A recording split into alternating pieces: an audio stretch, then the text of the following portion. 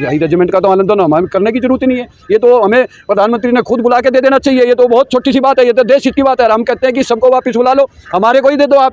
हम देखेंगे चाइना और पाकिस्तान आतंकवादी उग्रवादियों को। हमारे से बड़ी ताकत, हमारे से बड़ा इतिहास है। कोई ऐसा उग्रवादी आतंकवादी हमला जिसके अंदर यादवों ने सबसे ज्यादा सादर बलिदान नहीं दिया? क्यों नहीं हमारी रेजिमेंट बनेगी? हमारा हक है, ये भीख नहीं है, और हम लेके रहेंगे आके, ठीक है ना। जैसे कोई कहता है राम को लाया, कोई कृष्ण को लाया, हम जो है खुद ही कृष्ण के वंशज हैं और हम खुद आए हैं, और हमें हाई रेजिमेंट चाहिए और हाई रेजिमेंट लेकर रहेंगे, वरना आपको सत्ता से उखाड़ फेंकने का काम ये यादव समाज करेगा। मेरा नाम विजेंद्र यादव है और मैं अखिल भारतीय यदुवंशी महासभा का राष्ट्रीय अध्यक्ष। और आज जो विश्व की 8 महानतम लड़ाइयों में सबसे बड़ी लड़ाई 18 नवंबर 1962 भारत चाइना युद्ध के 114 वीर जिन्होंने शहादत देकर, बलिदान देकर जम्मू और कश्मीर को बचाया था और युद्ध विराम करने पर मजबूर किया था।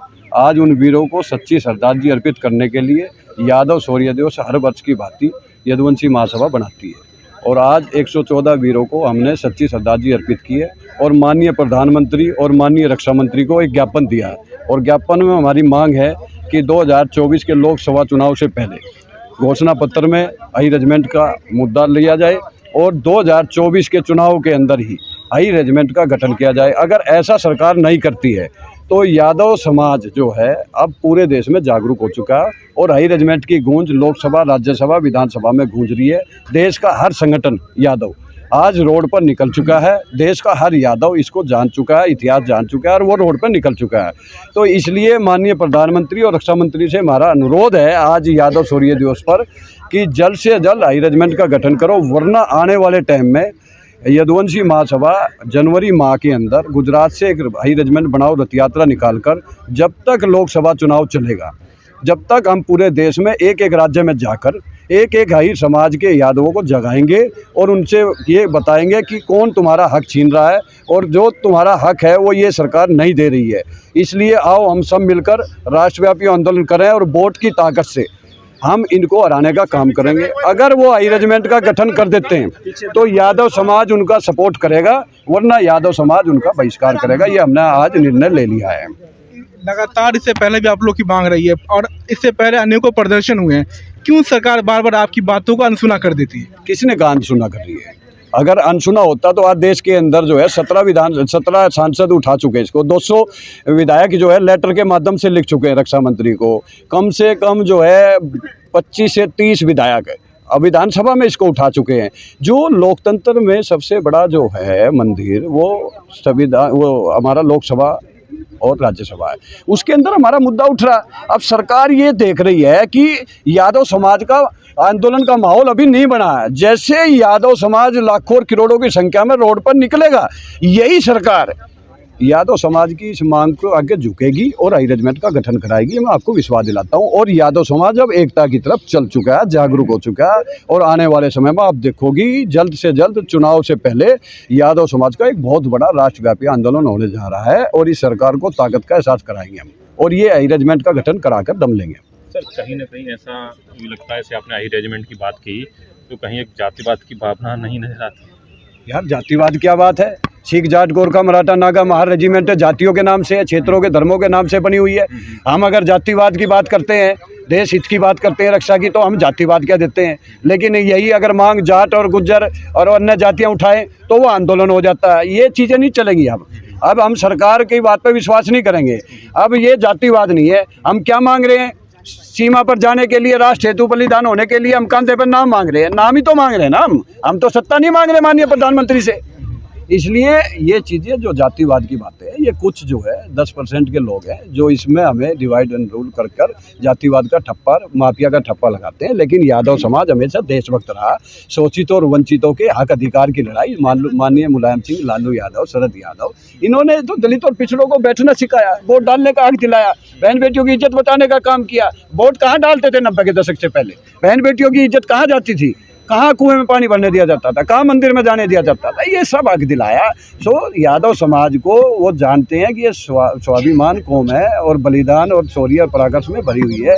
अगर ये इकट्ठा हो गई और ये पूरे देश में एकजुट हो गए तो आने वाले टाइम में ये वोट की ताकत से सत्ता में कब्जा कर लेंगे। इसलिए वो हमारे को जातिवाद का ठप्पा लगाकर, कहीं माफिया का ठप्पा लगाकर फर्जी मुकदमे लगा रहे हैं। अलग अलग जगह अत्याचार अन्याय हो रहा है। मैं कहना चाहता हूँ जिसने अत्याचार अन्याय के खिलाफ लड़ाई लड़कर न्याय दिलाया उसके खिलाफ अत्याचार होगा तो इस देश के अंदर कृष्ण भगवान दोबारा आएगा ही आएगा किसी न किसी रूप में।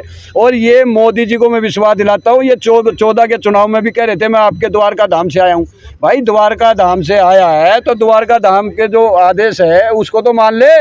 जो भगवान श्री कृष्ण के वंशज जो लगातार इस मांग को मांग रहे, आपसे गठन की बात कर रहे हैं, उस गठन की तो बात कर ले पहले, तभी तो तू द्वारका धाम की बात करेगा।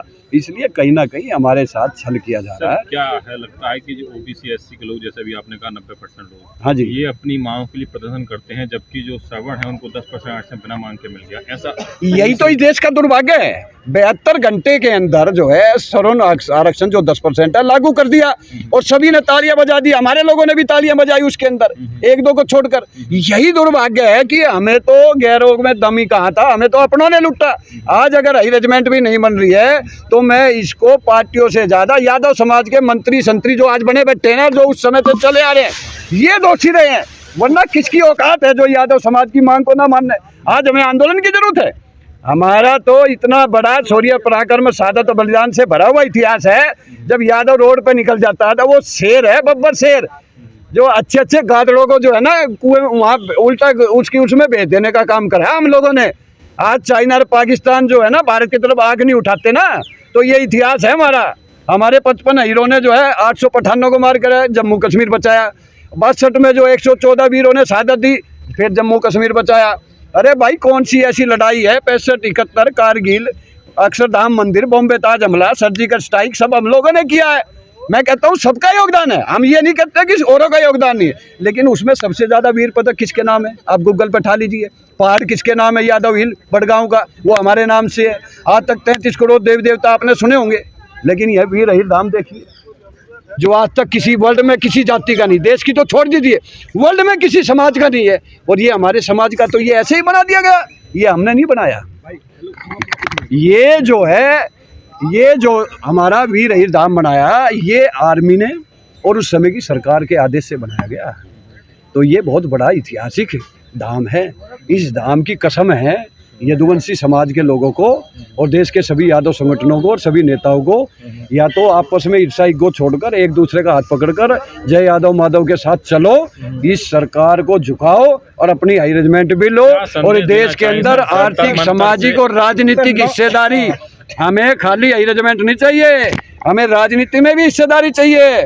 क्योंकि हम अगर सत्ता में बैठेंगे तभी जवान और किसान, जब ही मजदूर, जब ही तो हमारा उसको हक दे पाएंगे हम लोग। इसलिए कहीं ना कहीं हम लोगों को राजनीति में भी हिस्सेदारी चाहिए, आर्थिक और सामाजिक भी हिस्सेदारी चाहिए, और हमें अपना आरक्षण भी बचाना है। और जातिगत जनगणना कराकर संख्या के हिसाब से जिसकी जितनी संख्या भारी उतनी हिस्सेदारी। मेरा आज यहाँ से एक ही संदेश है देश के प्रधानमंत्री और रक्षा मंत्री को, कि आपने 14 में भी द्वारका धाम का नाम लिया था भगवान श्री कृष्ण का। आज भगवान श्री कृष्ण के वंशजों ने पूरे देश में एक मांग रखी है कि देश में अन्य जातियों की रेजिमेंट की तरह हमारी हाई रेजिमेंट का गठन करो। ये भगवान श्री कृष्ण की मांग है, हमारे वंशजों की मांग है। अगर इसको आप नहीं मानोगे तो आने वाले 24 के चुनाव में ये यादव समाज, भगवान श्री कृष्ण के वंशज आपको वोट की ताकत से उखाड़ फेंकने का काम करेंगे। ठीक है, धन्यवाद। 9 साल में सर कुछ ऐसा सरकार की तरफ से कोई उपाय ऐसा आया जिससे आपको संतुष्टि हुई हो?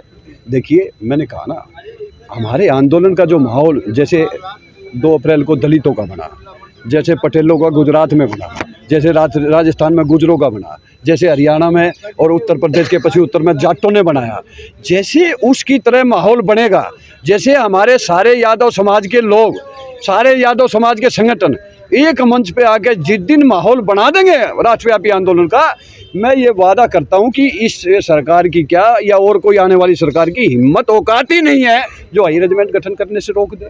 इसलिए हम अपने लोगों को माहौल बना रहे हैं, हमारे लोग जागरूक हो रहे हैं, रोड पर निकल रहे हैं, चाहे वो गगन भाई हो, चाहे वो खेड़की ढोला का मामला हो, चाहे वो जयपुर का मामला हो, मध्य प्रदेश का मामला हो, तमाम जगह भारत देश में हाई रेजिमेंट का आंदोलन गूंज रहा है और ये देश की सरकार बिल्कुल जान चुकी है कि ये भी एक मुद्दा है जो वोट से जुड़ा हुआ है। इसीलिए लोकसभा में सांसद उठा रहे, समाज के सांसदों ने 500 ने उठाया, अदर सांसदों ने 8 आदमी ने उठा दिया। तो कहीं ना कहीं अदर समाज का भी व्यक्ति जानता है कि यादव समाज की ताकत और यादव समाज की वोट का बहुत महत्वपूर्ण रोल है। इसलिए आज यादव शौर्य दिवस के शुभ अवसर पर देश के प्रधानमंत्री और अपने यादव समाज को मैं कहना चाहता हूँ कि आपस में लड़ना बंद करो और ईर्ष्या ईगो को छोड़ो और एक दूसरे को हाथ पकड़कर भगवान श्री कृष्ण के बनाए हुए रास्ते पर कर्म ही प्रधान पर चलो। तो कोई ताकत नहीं आपको देश के प्रधानमंत्री कुर्सी तक ले जाने से रोक सके। कोई हाई रेजिमेंट का तो आंदोलन हमें करने की जरूरत ही नहीं है। ये तो हमें प्रधानमंत्री ने खुद बुला के दे देना चाहिए। ये तो बहुत छोटी सी बात है, ये तो देश हित की बात है। हम कहते हैं कि सबको वापस बुला लो, हमारे को ही दे दो आप। हम देखेंगे चाइना और पाकिस्तान आतंकवादी उग्रवादियों को। हमारे से बड़ी ताकत, हमारे से बड़ा इतिहास है। कोई ऐसा उग्रवादी आतंकवादी हमला है जिसके अंदर यादवों ने सबसे ज़्यादा सादर बलिदान नहीं दिया। क्यों नहीं हमारी हाई रेजिमेंट बनेगी? हमारा हक है, ये भीख नहीं है और हम लेके रहेंगे आके, ठीक है ना। जैसे कोई कहता है राम को लाया, कोई कृष्ण को लाया।